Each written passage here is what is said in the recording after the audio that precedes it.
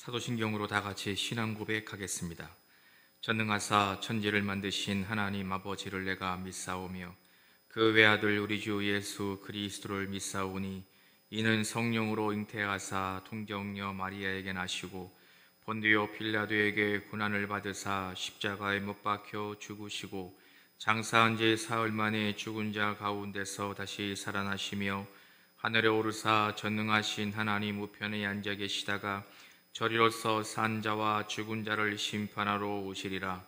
성령을 믿사오며 거룩한 공예와 성도가 서로 교통하는 것과 죄를 사하여 주시는 것과 몸이 다시 사는 것과 영원히 사는 것을 믿사옵나이다. 아멘. 우리 찬송가 149장 찬송을 우리 함께 부르도록 하겠습니다.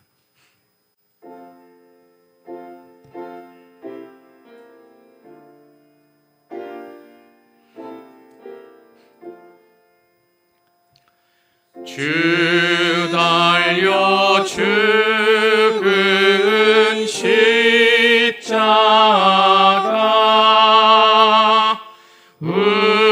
우리가 생각할 때에 세상에 속한 욕심을 헛된 줄 알고 버리네. 죽으신 구주 밖에는 자랑을 말게 하소서. 보혈의 공로 힘입어 교만한 마음을 버리네. 못 박힌 손발 보니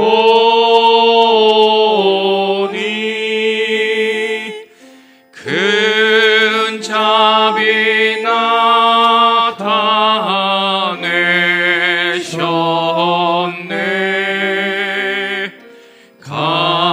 가시로 만든 멸류관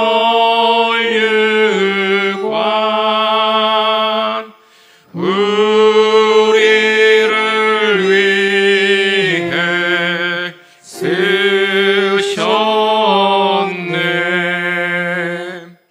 온 세상 만물 가져도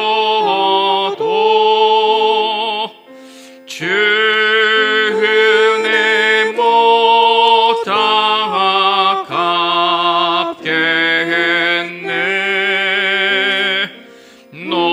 놀라운 사랑 받은 나 몸으로 죄물 삼겠네.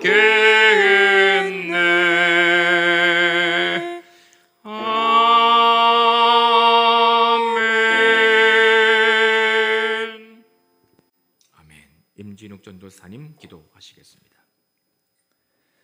지금도 우리 곁에서 함께 하시는 주님, 그 크신 사랑에 감격하여 오늘도 주님 앞에 예배의 자리로 나아갑니다. 죄 많고 작은 우리를 위하여 인간의 몸을 입고 고난을 당하신 예수 그리스도의 은혜를 기억하며 고난주간 특별 기도회를 거룩하게 지키게 하심에 감사를 드립니다. 아멘. 이 고난주간에 함께 모여 예배하지는 못하지만 예배하고 기도하는 각 가정 가운데 주님께서 함께 하시며 아멘. 큰 은혜로 함께 하실 줄로 믿습니다. 아멘. 함께 모이지 못하는 기간 동안 주님을 예배하는 열정이 우리 안에서 식지 않게 하시고 이 고난주간 특별 기도회를 통하여 우리 안에 예배의 열정이 더욱더 타오를 수 있도록 도와주시옵소서. 아멘. 코로나19 바이러스로 인하여 온 나라가 신음하고 있습니다. 이 고난의 시기를 통하여 주저앉는 것이 아니라 더 하나로 뭉쳐 이겨내게 하시옵소서. 아멘. 특히 우리 성광교회가 이 시기를 통하여 예배의 소중함을 더욱 깊이 알게 하시고 아멘. 우리의 신앙이 주님 안에서 더욱더 견고해지는 기간이 될 수 있도록 주님 도와주시옵소서. 아멘.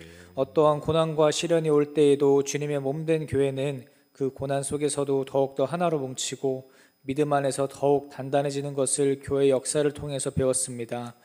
고난주간 특별 기도회 동안 각자의 자리에서 예배와 기도로 주님 앞에 나아갈 때에 더욱더 견고히 믿음 안에 서는 우리 성광교회의 공동체가 될 수 있도록 도와주시옵소서. 아멘.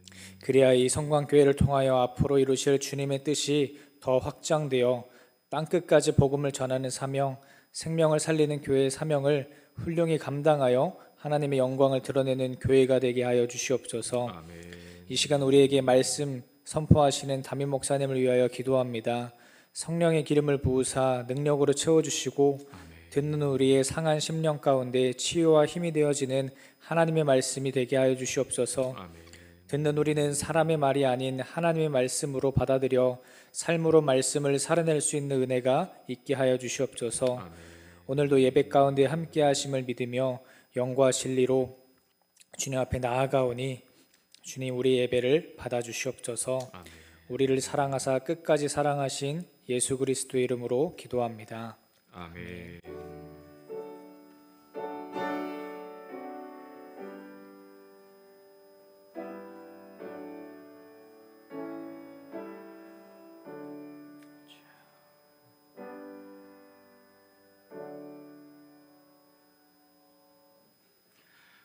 고난주간 특별 기도회 셋째 날 수요일 우리에게 주시는 하나님의 말씀은 신약성경 요한복음 20장 27절 한 절 말씀을 우리 다 같이 겸손하게 봉독하도록 하겠습니다. 신약성경 184쪽에 있습니다. 우리 다 같이 하나님의 말씀을 봉독합니다. 도마에게 이르시되 내 손가락을 이리 내밀어 내 손을 보고 내 손을 내밀어 내 옆구리에 넣어보라. 그리하여 믿음 없는 자가 되지 말고 믿는 자가 되라. 아멘. 우리 다 같이 아멘. 고난의 경험을 통해서 너희 거룩함을 회복하라 하는 주제를 가지고 특별 기도회로 모이고 있습니다. 셋째 날 수요일이지요. 우리가 고난주간 특별 새벽 기도회에 온 성도들이 주의 몸된 교회에 모여서 함께 말씀 듣고 또 기도도 하고 한 주간을 하나님이 주시는 능력 또 주의 고난을 묵상하며 거룩하게 우리가 살아내야 되는 이 한 주간 주의 몸된 교회에 우리가 모일 수 없다는 것이 참 가슴 아프고 어떻게 보면 우리의 또 고난의 또 다른 측면일 수 있지만 비록 우리가 각 가정에서 저녁에 온 가족 또 식구가 함께 모여 고난의 묵상하는 이 기간 이 시간을 통해서라도 주님의 은혜가 우리 모든 성도들에게 또 하나님의 위로하심이 우리 모든 교회 위에 가득하실 수 있기를 간절히 기원합니다. 할렐루야. 오늘은 세 번째 날 우리에게 주시는 하나님의 말씀의 제목을 고통에 솔직하자라는 제목으로 잠시 묵상하고 또 은혜를 나누려고 합니다. 몇 년 전에 정확하게는 제가 기억이 나지 않습니다만 제가 우리 교회 담임하고 한 2, 3년 정도 지나고 난 이후에 있었던 저의 어떠한 생각이었던 것 같습니다. 우리 교회 주보 한 켠에 병원에 입원하시는 성도님들이 계실 경우 그 성도님들의 이름을 주보에 이렇게 넣어서 한 주간 동안 온 교회가 병이 나서 병원에 입원하고 또 어려움을 겪고 있는 성도님들을 위하여 기도하면 좋겠다 그러한 생각이 들었습니다. 그런데 이제 바로 문제에 직면했습니다. 대부분의 성도들이 자신이 아프다는 사실이 알려지는 것, 밝히는 것에 대하여 굉장히 민감했기 때문이죠. 밝히기를 원치 않으셨습니다. 병원에 입원했다는 것을 다른 사람들이 알고 그것을 또 누군가에게 말을 하고 일종의 자신의 어떠한 연약함, 질병, 입원, 아픔 이런 것들이 이야기거리가 되는 것에 대하여 이렇게 썩 기분 내켜 하지 않으신다는 것을 알았기 때문입니다. 우리 모두가 아는 바와 같이 그래서 우리 교회는 주보에 병원으로 입원하신 성도님들의 이름을 넣어서 중보기도하는 그러한 요청란을 만들지 못했습니다. 가만히 생각해 보면 저도 그러한 성도들의 마음을 충분히 이해합니다. 제 경우 만약에 그걸 저한테 이렇게 적용할 경우에 만약에 담임 목사가 병이 나서 병원에 입원하게 되고 담임 목사가 병원에 입원했다는 것이 주보에 실리면 그게 저로서도 썩 그렇게 달갑지 않게 여겨질 것임에 너무도 분명하기 때문이죠.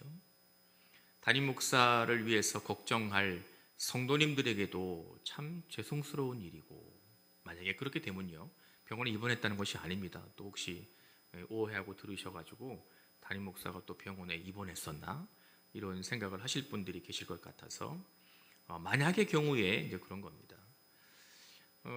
사람들이 아파서 아픈 건 아니지만 아프고 싶어서 아프는 것은 아니지만 제가 만약에 병원에 입원하게 되면 그것도 그렇게 쏙 널리 알리거나 또 좋은 소식도 아니고 은혜로운 일이 아니기 때문에 그것도 또 부끄러운 생각이 들기도 하고요. 원치 않는 말만 무쌍하게 될 가능성이 높기 때문에 우리 성도님들이 가지고 있는 마음을 제 경우에 적용해 보니까 금방 이해가 됐습니다. 그런데 참 이상한 건 말입니다.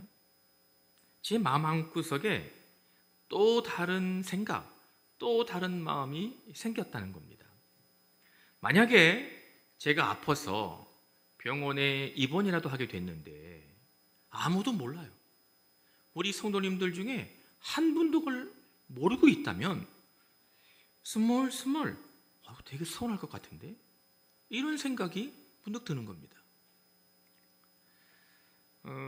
이것은 아마 제 경우에 뿐만 아니라 우리 대부분의 성도님들이 가지고 있는 또 다른 우리의 모습이지 않을까 생각해 볼 수 있습니다.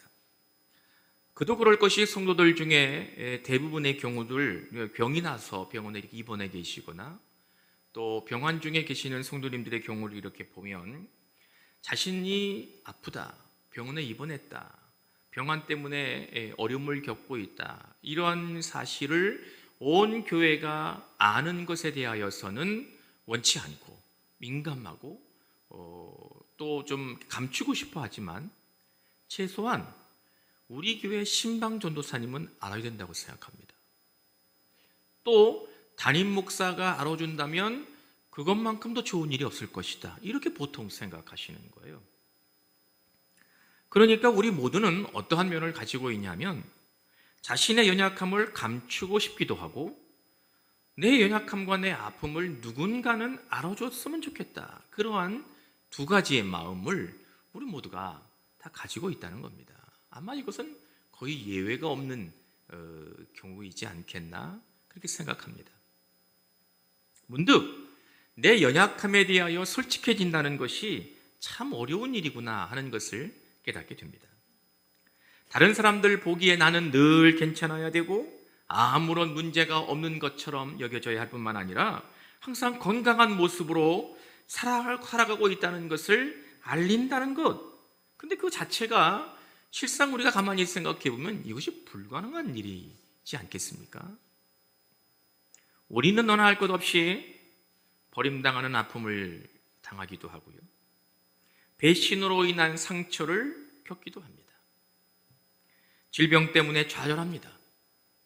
외로움이 우리의 삶을 힘들게 한다는 것을 느끼기도 합니다. 어떤 이들은 누군가의 학대로 인하여 힘겨워하는 시간을 보내기도 합니다. 또한 다른 사람들에 의해서 무시당하거나 거부당하는 쓰라림을 우리 모두가 느낄 때도 있습니다. 실패는 누구에게나 불현듯 찾아와서 우리를 절망시켜 버립니다. 그렇습니다. 고난은 매일같이 우리의 삶의 자리를 그냥 덮어버립니다. 이럴 때마다 왜 하나님은 우리의 고통에 이렇게 외면하시는 것일까? 하나님을 믿으며 살려고, 믿음을 갖고 신앙을 가지고 살려고 애쓰는 그분의 자녀들, 왜 우리들에게 하나님은 이 고통을 없애주시지 않는 것일까? 알고 싶기도 하고 의문을 갖기도 됩니다. 우리가 고난 주간을 보내고 있는 이 시점에서 예수께서 오래전 예루살렘에서 겪으신 일을 한 번쯤 생각할 필요가 있겠다, 그런 마음을 갖게 됩니다. 십자가에 달리시기 전날 밤 예수님은 제자들과 함께 유월절 만찬의 자리에 앉으셨습니다. 예수님은 자신의 몸을 상징하는 빵을 떼어서 제자들에게 나누어 주시면서 먹어라, 나를 기념해라, 이렇게 말씀하셨습니다. 그리스도의 보혈의 의미를 갖는 포도즙을 나눠주시고 마셔라, 나를 기념하여라, 이렇게 말씀하셨습니다. 그리고 예수님은 제자들과 함께 감람산으로 가셨습니다. 이때의 상황은 제자들 중에 하나가 배신하기 직전이었습니다. 이제 붙잡히셔서 신문을 당하실 시간이 다가오고 있는 시점이었습니다. 견디기 힘든 매질과 사람들의 비난, 조롱과 같은 정말 참을 수 없는 수치심이 주님을 기다리고 있었습니다. 그 뒤 십자가를 지고 피를 흘리고 그 길을 걸으셔야 했을 것이고, 골고다 언덕 위에 올라가셔서 누여진 십자가의 위에 올라가셔 손과 발에 못이 박히는 끔찍한 고통을 맞이하실 그러한 시간이 점점점 다가오고 있는 시기였습니다. 모든 것을 아셨던 예수님, 모든 다가올 고난을 훤히 보고 계셨던 예수님이 그 길을 걸으시면서 부르셨던 찬양이, 구약 성경의 시편이 있다고 알려집니다. 시편 118편 5절에서 7절 말씀, 내가 고통 중에 여호와께 부르짖었더니 여호와께서 응답하시고 나를 넓은 곳에 세우셨도다. 여호와는 내 편이시라. 내가 두려워하지 아니하리니 사람이 내게 어찌할까? 여호와께서 내 편이 되사 나를 돕는 자들 중에 계심으로 나를 미워하는 자들에게 보응하시는 것을 내가 보리로다. 아멘. 예수께서 부르셨다는 이 찬양의 가사 중에 눈에 띄는 귀절 하나가 있습니다. 여호와께서 내 편이 되사. 할렐루야, 할렐루야. 눈앞에 훤히 보이는 고통 앞에서 하나님만이 내 편이십니다. 하나님만이 내 편이십니다. 얼마나 예수님의 머릿속에, 예수님의 입속에 이 말이 이렇게 되뇌어졌을까요? 하나님만이 내 편이십니다. 여호와만이 내 편이십니다. 그러면서 예수님은 궁극적으로 아버지 하나님께서 더 좋은 것을 예비하셨고 그것을 그분에게 주실 것이라는 확신을 가지고 겟세마나에서 골고다로 이어지는 고통의 길을 걸어가셨습니다. 주님은 아버지께서 함께 하신다는 것을 의심하지 않으셨습니다. 그것이 진리라는 것을 확고하게 붙들고 계셨습니다. 예수님은 고통의 한복판에서도 하나님을 절대적으로 신뢰하는 굳은 믿음을 가지고 그분에게 주어진 길을 걸어가셨습니다. 고난주간 예수 그리스도의 고난을 묵상하면서 우리가 느낄 수 있는 것이 하나 있습니다. 하나님을 완전하게 신뢰하는 모습을 보여주셨던 그 예수님의 믿음의 결단이 주님을 고통으로부터 건져내지는 않았다는 겁니다. 하나님을 신뢰하는 흔들림 없는 믿음, 그 확신, 그 길을 가지고 가셨던 그 주님의 믿음과 확신이 예수님을 십자가의 고난으로부터 피하도록 건져내는 길이 아니었다는 것입니다. 오히려 주님은 전능하신 아버지 하나님의 능력을 믿으며 나아가기를 원하신 그 길은 외롭고 모질게 십자가를 지고 피 흘려 죽으셔야 하는 고난의 길이었다는 것입니다. 그런데 말입니다, 그렇게 고통스러운 십자가를 지신 주님은 우리로 하여금 구원을 이루게 하셨습니다. 주님의 고난이 우리에게는 위로가 되었고, 예수 그리스도의 십자가의 보혈로 지는 그 고난의 순간에 우리는 영원한 하나님의 나라에 대한 소망을 갖게 하는 능력이 되고 힘이 되었습니다. 할렐루야. 깨닫는 은혜가 있기를 주님의 이름으로 기원합니다. 우리가 읽은 이 짧은 본문의 예수님은 도마에게 자신의 상처와 아픔과 고통의 흔적을 기꺼이 보여주고 계십니다.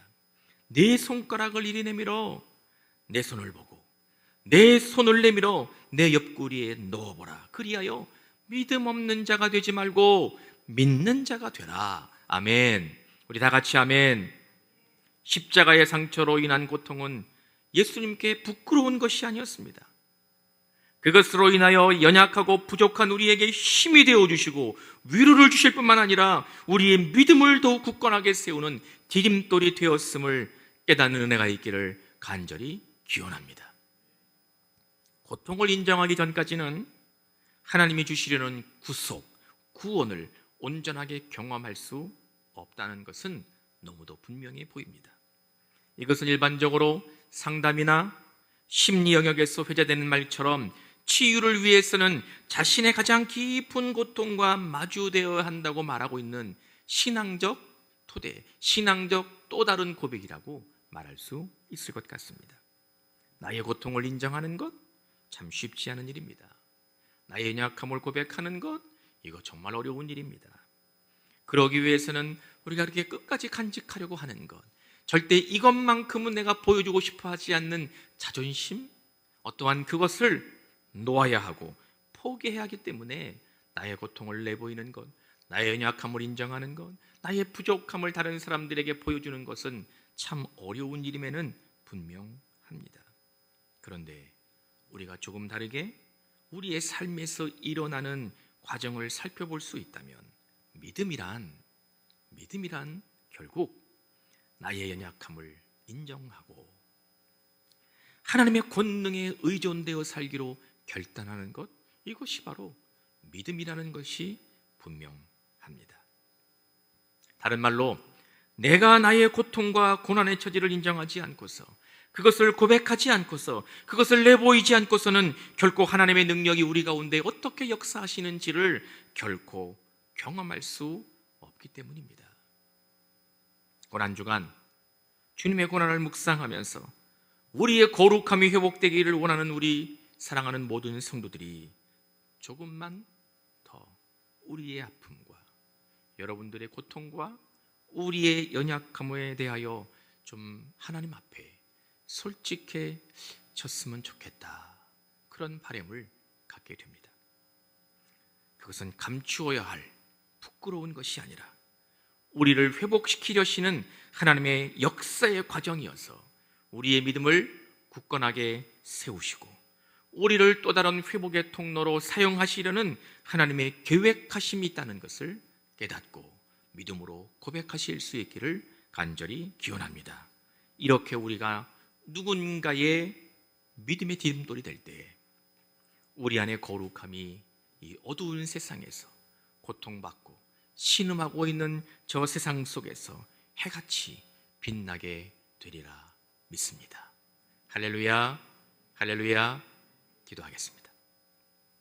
전능하신 하나님, 고난주간 특별 새벽 기도회 셋째 날 주께서 우리에게 주시는 말씀을 듣고 묵상하며 우리에게 자리 잡고 있는 고난과 아픔과 고통, 그리고 연약함을 하나님 앞에 또 교회 공동체 앞에 솔직해질 수 있기를 소망합니다.